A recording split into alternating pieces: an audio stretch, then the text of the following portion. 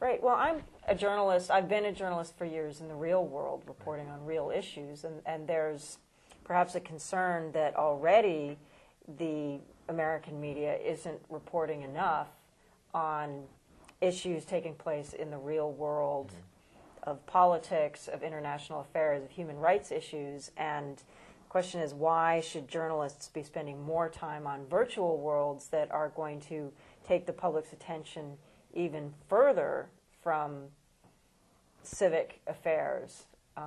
Why are virtual worlds important for people in a democratic society to know about? Right. Well, I mean, I think that one of the things we're losing, especially in this country, which I know about, is a sense of community. I think that, people don't know their neighbors, the people, they go to work, they come home, maybe they see their family, but basically they plop themselves down in front of the television or in front of a computer, and, they're kind of lost.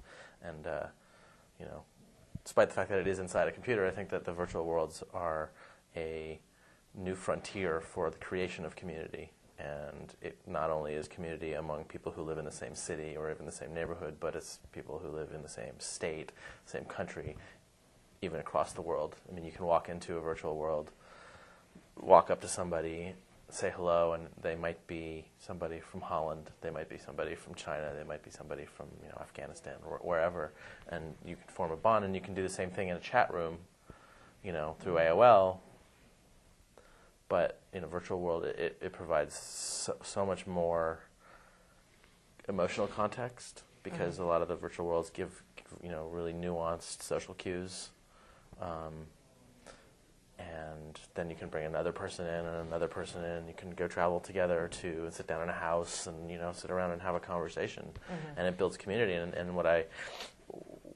a couple weeks ago, I went to the real world gathering for the virtual world there, and it was where they brought, I think it was 4 or 5 dozen of the players of there together at theirs offices.